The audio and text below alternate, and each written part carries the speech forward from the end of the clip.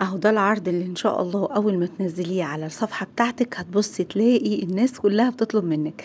بجد حاجة جميلة جدا جدا، عاملة زي قطعة الجاتو، عاملة زي بجد مش عارفة اوصف الجمال بتاعها ازاي. طبعا دي بيبي تورته، بيبي تورته اللي انا كنت نزلت لكم طريقتها، وقلت لكم نزلت لكم صورة بتاعتها، قلت لكم هنزل لكم الطريقة. دول صاجين انا خبزاهم 30 في 40. خبزت 600 جرام دقيق سبونج وقسمتهم على الصاجين، تمام، عشان اعمل السبع طرط اللي انتوا شفتوهم دول. 7 طرط قشرت اللي هناك دي، والتانية دي بوريكم هنا ان انا هقشرها. ودي القطاعة اللي انا هقطع بيها مقاس 10.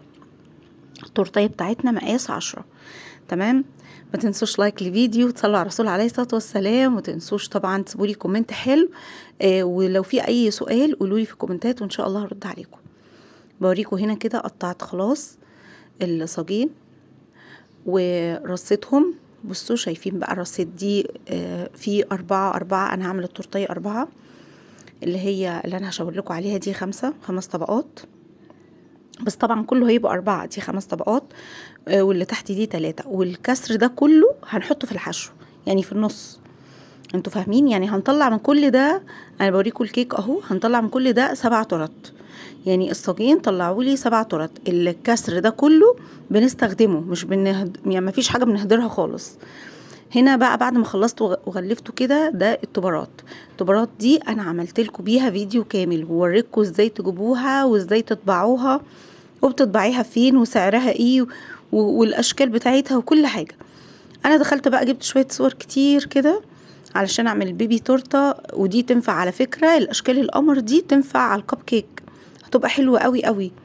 شايفين؟ حلوه جدا جدا. الحاجات دي انا كنت قصيتها على فكره، يعني انا قصه الحاجات دي كلها زي ما احنا شايفين كده. قعدت قصقصت بقى وخدت الكميه اللي انا عايزاها، وبعد كده نبدأ بقى نجهز التورت بتاعتنا. معايا الورق الفاكيوم ده هيسهل عليكي، لو موجود هيسهل عليكي، لو مش موجود ممكن تشتغلي من غيره ان شاء الله، بس يعني بصراحة ده هيسهل عليكي جدا جدا. هنا البورد معايا مقاس 18.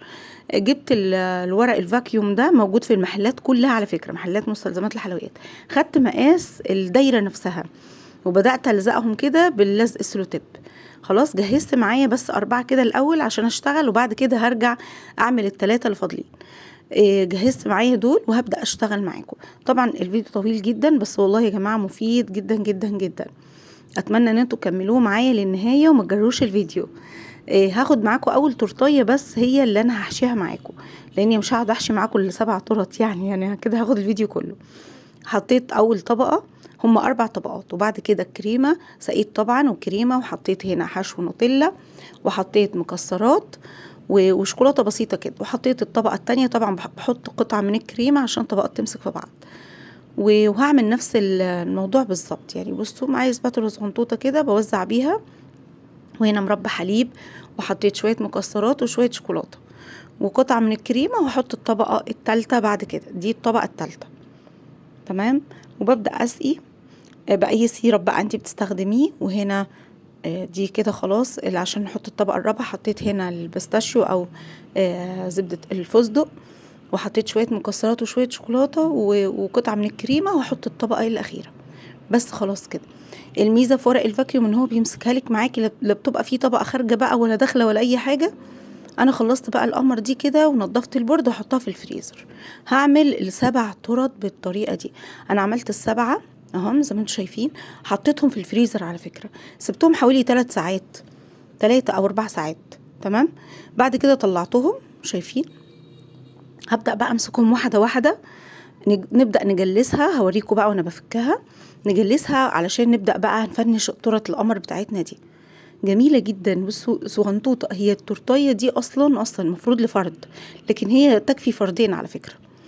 هنا شايفين لما فكيت بقى الورق الفاكيوم، ورق الفاكيوم ده على فكرة أنا ما برموش، بيتغسل ولميته تاني وعينته، على أساس لو عملت البيبي تورتة دي تاني يكون عندي مقصوص جاهز أشتغل بيه على طول، تمام. هبدأ بقى أغلف التورتية. أنا ما بديش التقفيلة الأولانية هنا، لأني هو يعني نعتبر الورق الفاكيوم واللي احنا عملناه ده يعني شبه ان احنا قفلنا التقفيله الاولانيه، مش محتاج بقى لا في فرافيت كيك ولا في اي حاجه. حطيت الكريمه على طول ورحت جايه شغاله على طول. التجليس بتاعها كان ما شاء الله حلو جدا، القرفة بتاعتها كانت كويسة جدا. السبع ترط بصراحة ما خدوش معايا وقت، انا وقفت اشتغلت فيهم كلهم في وقت واحد. طبعا في الفريزر اخلص دي احطها اطلع التانية، اخلص دي احطها اطلع التانية. يعني طبعا جلست الاول كله وبعد كده فنشت كله مع بعضه. تمام. هي سهلة جدا، وكانت القرفة بتاعتها زي ما انا قلت لكم بسيط، يعني حلوة كده وسهلة وجميلة. هنا عملت بقى التمويجة دي زي ما احنا شايفين كده. بحاول بس اظبطها خلاص، وبمسح البورد بنضفه واحطها في التلاجة، ما بحطش في الفريزر. ما بحطش بقى خلاص في الفريزر، ده مدينا التقفيلة التانية بنحط في التلاجة. ودي التورتاية التانية بعد كده اهي. بندي التقفيلة اللي هي على طول، يعني ما بنجلش بقى التقفيلة الأولانية والكلام ده، لأ، على طول زي ما عملنا التورتايه التانية. بصوا والله يا جماعه كنت شغاله فيهم بسرعه جدا. الكريمه كانت حلوه قوي. عايزه اقول لكم على حاجه انا عملتها في الكريمه. انا استخدمت السبع تورت دول. انا بعمل هنا روزتات بالتيب 1 ام الصغنن خالص، اللي هو البيبي صغير قوي قوي. التيب اللي انا شغاله بيه ده موجود على فكره في المحلات، هو صغنطوط خالص.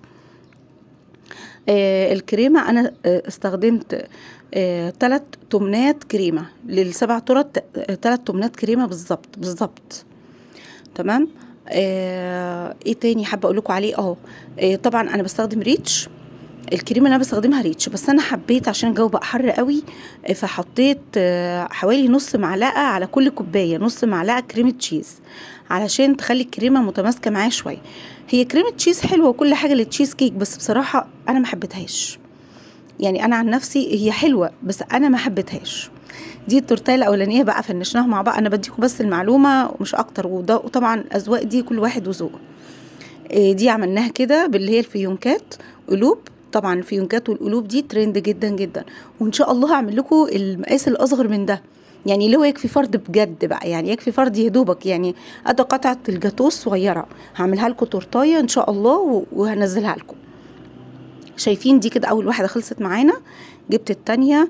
جبت بقى الطبرات اللي احنا قصينها اهي، دي انا قصاها بقى ومجهزاها كلها. حطيت كل الطبرات جنبي، والترط بقى بدأت اطلع الترط جنبي علشان اشوف هحط ايه هنا واعمل ايه هنا والكلام ده كله.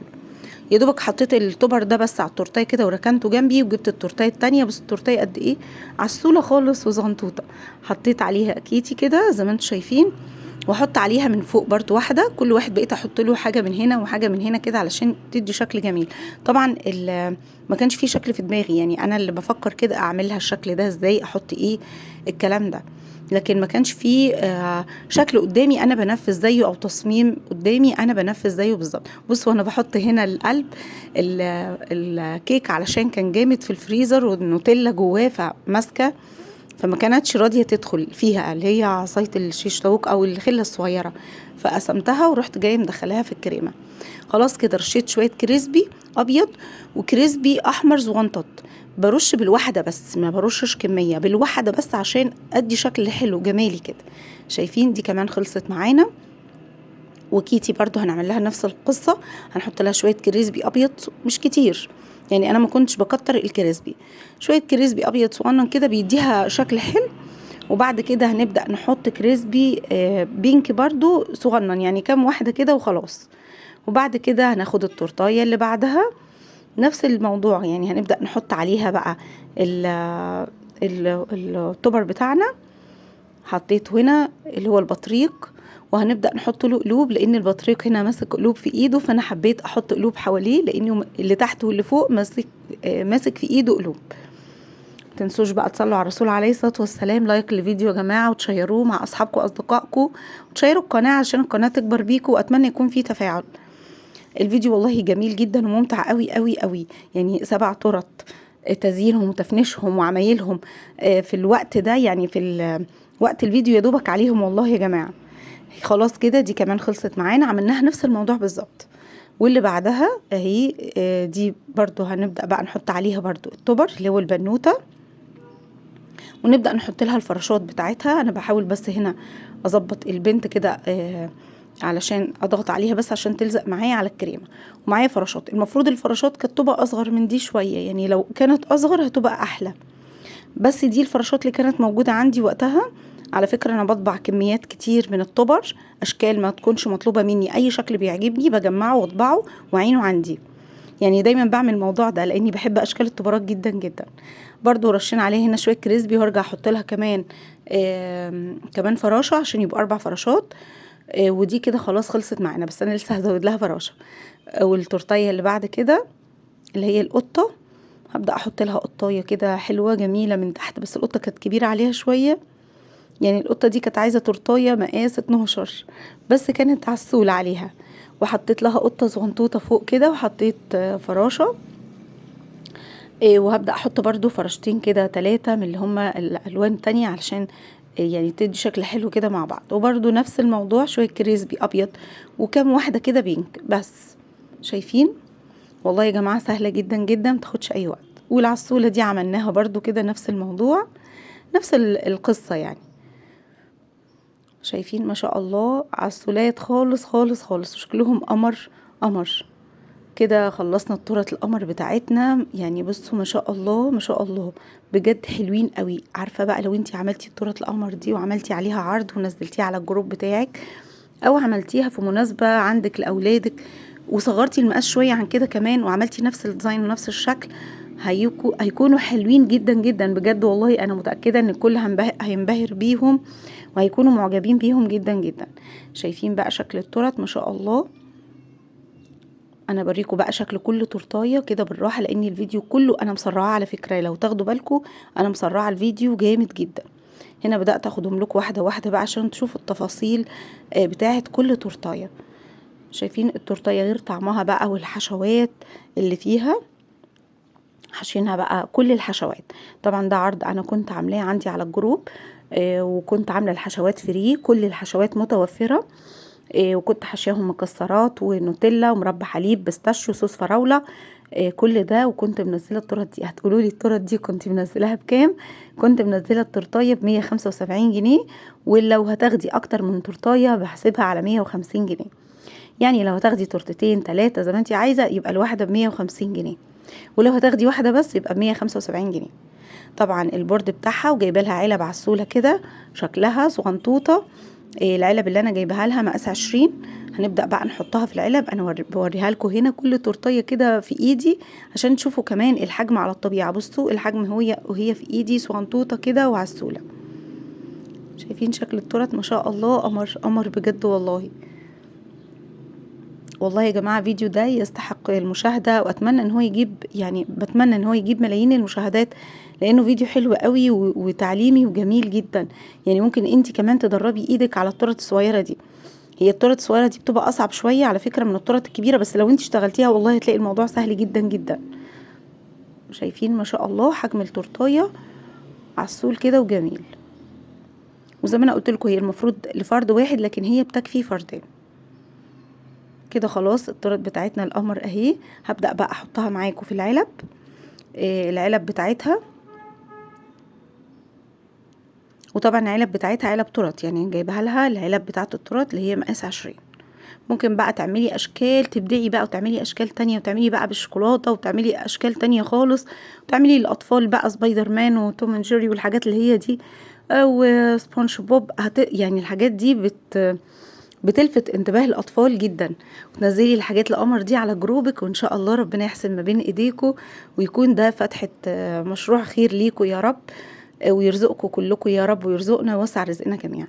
اتمنى يكون الفيديو عجبكم، واسيبكم في رعاية الله، وانتظروني ان شاء الله في فيديو جديد.